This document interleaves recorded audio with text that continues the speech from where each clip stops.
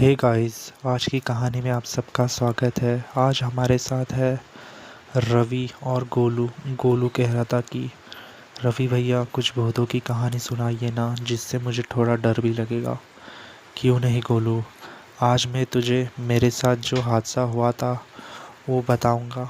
ऐसा हुआ क्या था मैं जानना चाहता हूँ।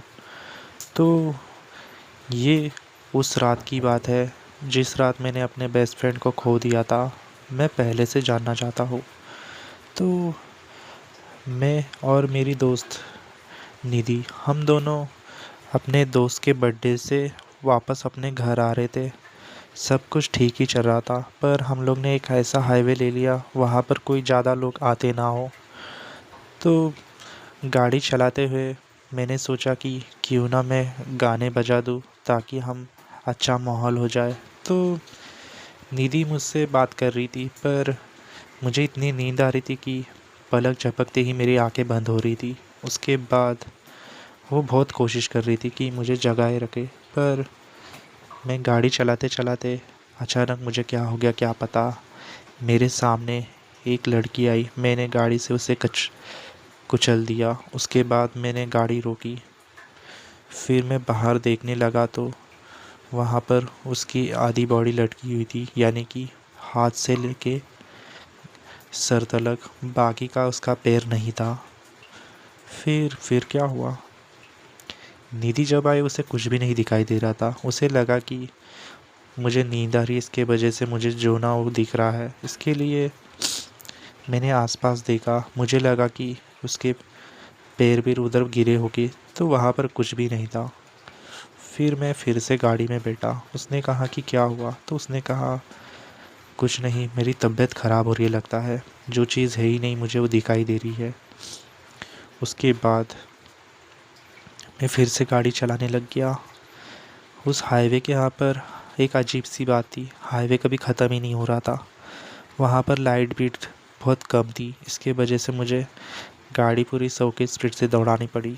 फिर क्या हुआ, फिर मैंने साइड मिरर में देखा, जो लड़की को मैंने कुचला था वो अपने हाथों के वक्त पीछे पीछे मेरे गाड़ी का पीछा कर रही थी। मैं वो देखकर हैरान हो गया। निधि मुझे देखकर टेंशन में लग रही थी, क्योंकि उसे समझ ही नहीं आ रहा था कि हमारे साथ क्या हो रहा है। पूरे रास्ते में गड़बड़, कुछ ना कुछ हो ही जा रहा था। फिर मैंने साइड मिरर में देखा तो वहाँ से वो उसके हाथ, यानी कि उसके हाथों के वक्त वो पीछा कर रही थी, वहाँ से वो गायब हो गई। मैंने सोचा कि ये हाईवे के ऊपर कुछ गड़बड़ है लगती, क्योंकि जब से मैं यहाँ पर आया हूँ कुछ ना कुछ हादसे हुए ही जा रहे हैं। फिर मैं पीछे का छोड़ के आगे देखने लग गया, तो मेरे सामने से दो पैर गाड़ी के पास धीरे धीरे जा रहे थे।